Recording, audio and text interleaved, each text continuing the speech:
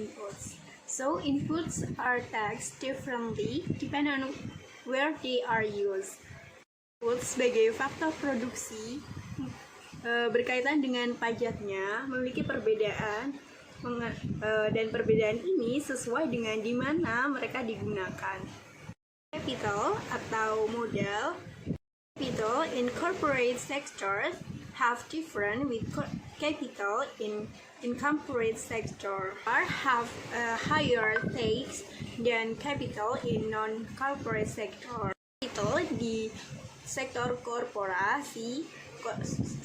sektor korporat atau sektor yang berbadan hukum memiliki pajak yang lebih tinggi daripada pajak yang di sektor non-korporat atau non-kooperasi. Next one is about labor. Labor used in household is untaxed. Dan teman-teman, selanjutnya mengenai labor atau tenaga kerja. Biasanya tenaga kerja di rumah tangga, sektor rumah tangga itu tidak dikenai pajak. Fee or value of marginal product. So they decline housework in a sector. So kenapa di sini kita melihat demand curve, mana mereka bisa mengalokasikan jam kerja mereka di antara ketika mereka bekerja di sektor di sektor pasar ataupun di sektor rumah tangga. Yang kita ketahui teman-teman bahwa kurva ini merupakan kurva hubungan antara wage atau upah dengan jam yang dikeluarkan oleh pekerja tersebut di antara dua sektor.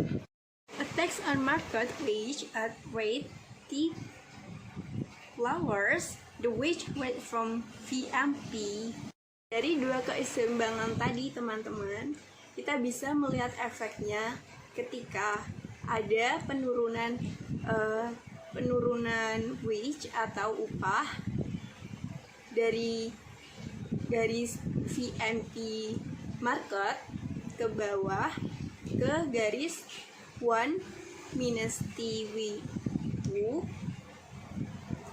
dan keseimbangannya jadi berpindah dari H keseimbangan ke H1 dan hasilnya kita bisa lihat di titik ABC yang kita sebut sebagai excess burden atau kelebihan beban oleh pekerja tersebut. Baik teman-teman, kita sudah memaparkan presentasi kami dan selanjutnya kita akan berdiskusi mengenai studi kasus yang kita sajikan, kita review. Kita mengambil studi jurnal yang berjudul The Impact of Tax on Production on Income Distribution in Indonesia. Jadi ini merupakan jurnal kajian ekonomi dan keuangan. Untuk hal yang lebih detail, kalian bisa baca di lampiran makalah yang telah kami kirimkan, dan kami di sini hanya memaparkan mengenai poin-poinnya saja. Dengan judulnya, pada jurnal kali ini bertujuan untuk meneliti mengenai evaluasi pajak atas produksi atau pajak produksi dan bagaimana dampaknya terhadap distribusi pendapatan yang ada di Indonesia. Dan peneliti menggunakan model Skutela. Teman-teman, peneliti sangat terinspirasi dengan penelitian yang telah dilakukan di Australia oleh Skutela pada tahun 1997 dan tahun 2000. Penelitian tersebut untuk menghitung beban pajak pada setiap sektor di Biro Statistik Australia atau EBS menggunakan tabel output input atau EO.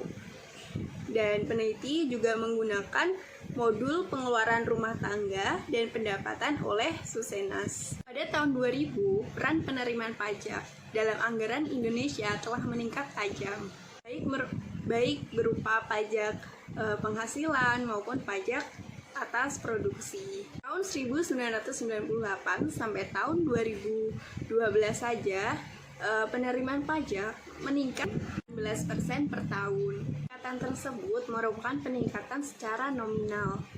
Pertanyaan yang muncul pada hal ini, bagaimana sih peran pemerintah dalam meningkatkan pendapatan? Dan pada penelitian ini hanya dibatasi mengenai pajak di sektor produksi saja atau pajak produksi saja. Hasilnya bisa dilihat di lampiran juga bahwa ternyata pajak atas produksi justru malah memperburuk ketimpangan pendapatan, dan pajak tersebut ternyata bersifat regresif, terutama pada pajak sektor rumah tangga menengah ke bawah. Hasil yang paling mengejutkan juga adalah pada konsumen rokok yang memiliki beban pajak produksi yang sangat berat. Disimpulkan bahwa ternyata pajak produksi tidak serta-merta dapat memberikan kontribusinya terhadap pemerataan pendapatan, justru malah memperburuknya, dan pajak tersebut dinilai tidak efektif oleh peneliti. Dari penelitian ini adalah penggunaan metode Skutella yang merupakan metode yang pertama kali digunakan di Indonesia, jadi merupakan hal yang sangat baik. Lalu kekurangannya terletak pada implikasi kebijakan, karena peneliti belum memiliki solusi bagaimana implikasi kebijakan yang harus dilakukan oleh pemerintah. Teman-teman, presentasi dari kami, apabila ada pertanyaan bisa ditulis di kolom komentar di bawah. Tetap semangat di tengah-tengah kita menghadapi corona atau COVID-19. Meskipun kita belajar dengan sistem daring seperti ini dan kita harus melakukan social distancing, kita harus tetap semangat dalam belajar. Mungkin sekian itu saja presentasi dari kelompok kami. Jangan lupa komen pertanyaan kalian.